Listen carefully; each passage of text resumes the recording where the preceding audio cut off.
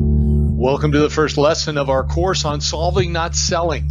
Let's start with 3 of the most common excuses service technicians give for not communicating additional products and services that are needed to fully resolve a current issue or an unexpected problem the tech has identified.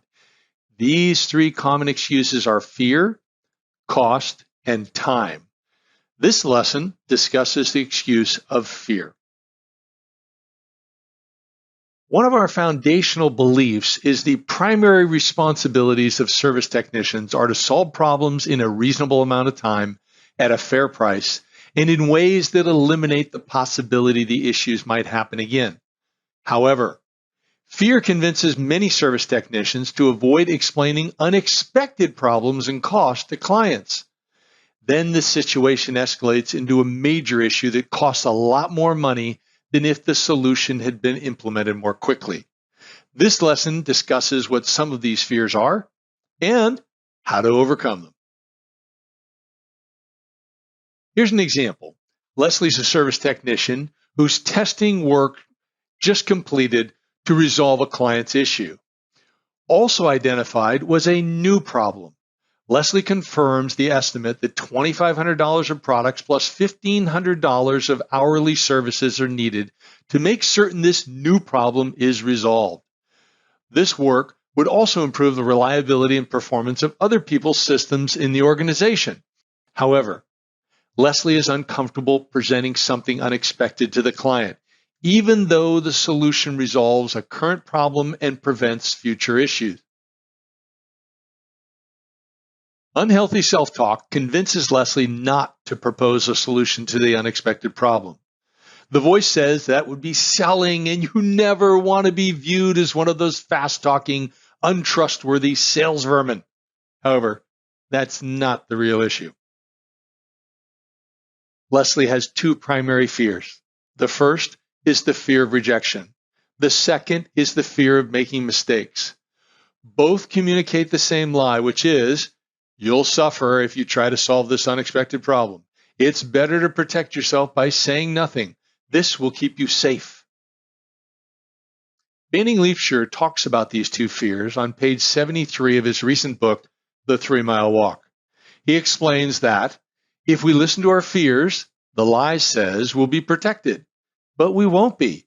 Attempting to live without ever risking failure or rejection is the most dangerous and costly path we can take. We have to realize a choice is positive, neutral, or negative, depending on the outcome. These 2 fears try to convince you that saying nothing is a positive choice because it seems to protect you. The client won't get mad at you. You won't get in trouble. Doing nothing also seems like a neutral decision because it may not hurt your client or your company, at least in the near term. However, these are lies. As service technicians, you're paid to solve problems. Leslie confirmed the unexpected problem. Leslie chose to do nothing about it. There's no long-term positive or neutral in that choice. Instead, Leslie chose an irresponsible, negative decision that hurts the client and Leslie's company. Did you know the best lies are based on a partial truth? Think about that. In our example, Leslie could close out the ticket and say the work was done. However, not all the work was done. The unexpected problem that was discovered was not addressed. Therefore, closing the ticket and saying everything's done is a lie. Don't make that mistake. I'm going to walk you through 8 reasons why promptly communicating unexpected problems is the best approach because you're reporting the full truth and not choosing the wrong decision based on a partial truth. Number 1, cost is not the primary issue. One of Leslie's primary fears is rejection. Part of the reason for this fear is Leslie considers $4,000 to fix the problem a huge amount when Leslie considers it part of Leslie's personal budget. However, the client has millions in revenue and can afford the expense. Leslie's looking through the wrong lens when fear leads her to believe the fix is too costly. It's not Leslie's budget that's going to pay for it. It's also not Leslie's decision whether to spend the money. Number 2, the client will be less angry when you promptly communicate issues. Now think about it for a moment.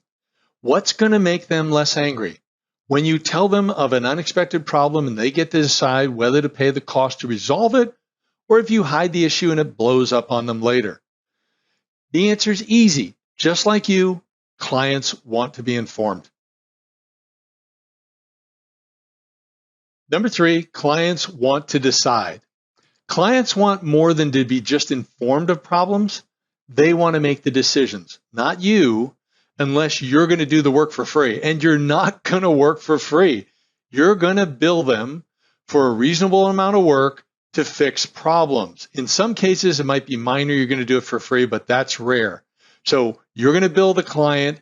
So you got to let them decide, not you. Number 4, clients want the best solution, and they realize at times they have to pay extra for it. The best solution is a solution. It's not hiding the problem. Leslie must present the issue and propose one or more ways to solve it. Number 5, you're a problem solver. Leslie likes to solve problems and is good at it. Therefore, play to your strengths and explain to clients how their unexpected problems can be solved.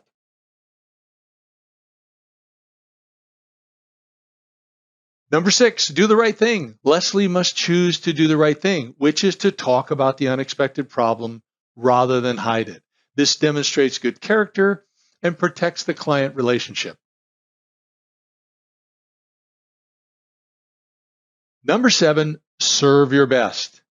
Doing your best means you move at a Goldilocks pace to assess the unexpected problem and consider options to resolve it.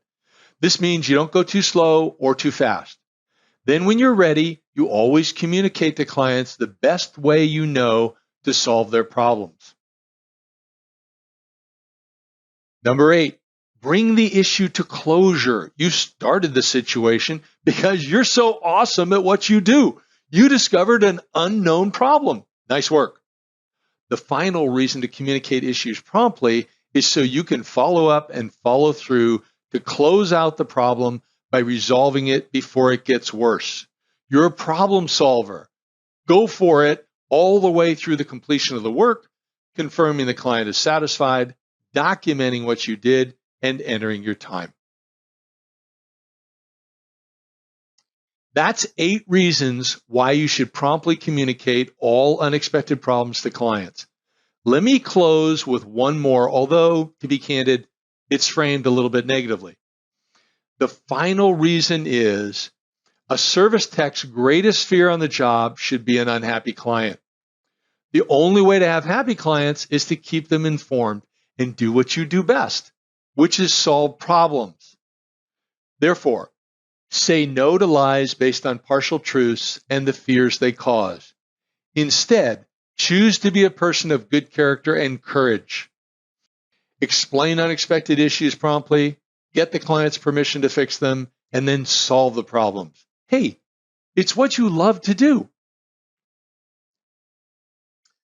As we conclude this lesson, let's discuss 7 questions you can ask yourself to overcome these 2 self-centered fears of rejection and/or failure. These questions are designed to help you courageously choose to make the best decisions based on the full truth. Also, you'll protect your relationships with others and serve people by working for the common good.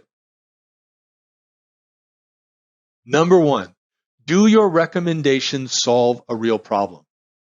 If they do, then you're not selling. You're solving problems.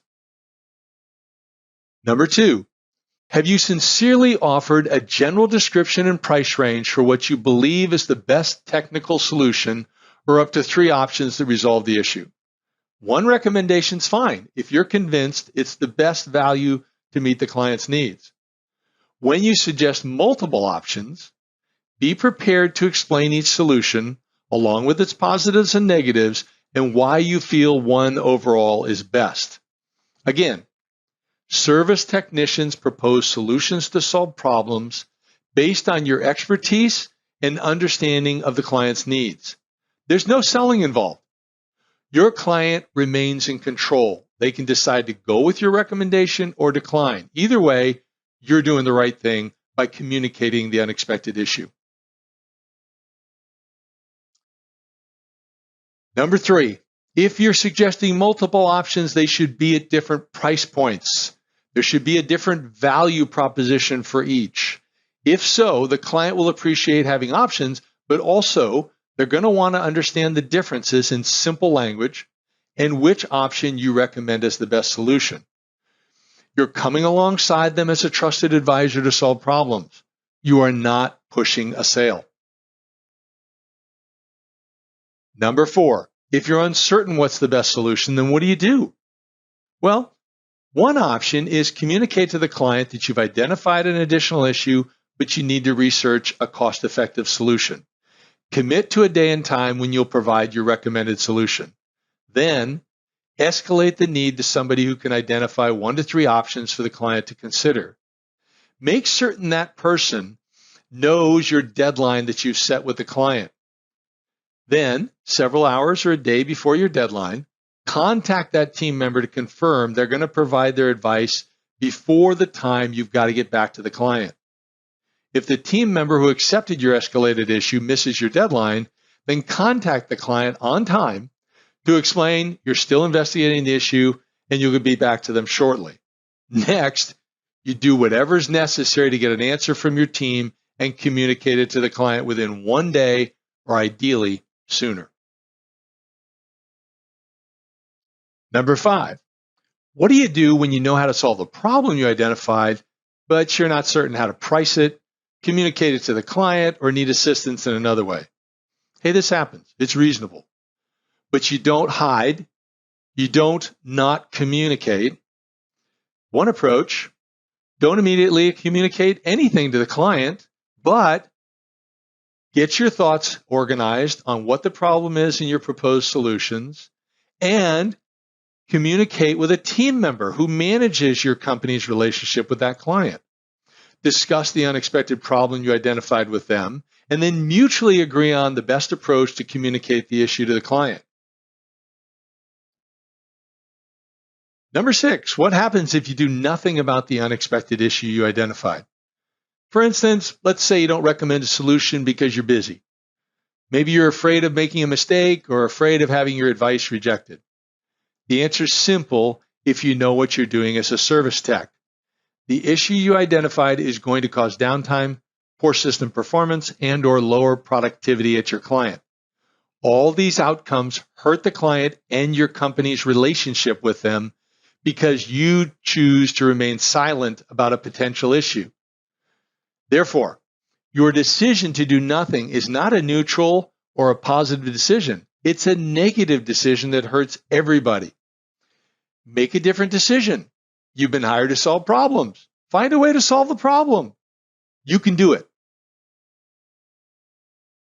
Number 7, how do you stop fear from convincing you not to do your job?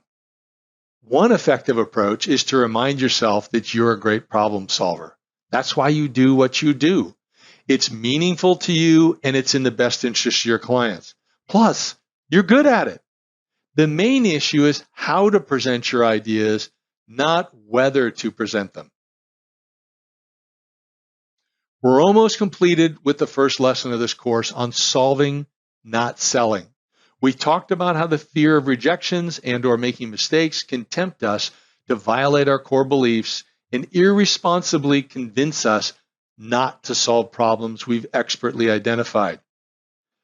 Respectfully and professionally presenting our advice is not selling. In contrast, we're solving problems by explaining what we see, the risks to the client, the options to resolve the issue, and then allowing them to decide whether to act on our advice. Answer this question. Is recommending a client buy additional services or products solving a problem or selling them something? The answer is clearly that you are solving problems. Is fear negatively affecting your relationships? Our experience is fear affects everyone's decision-making skills in varying degrees. Therefore, apply something you learned in this lesson to overcome your less effective behaviors with new, more powerful habits or processes. Work with someone else or a small team for accountability and encouragement. Knowledge has no value unless it's applied. So please do something with what you learned.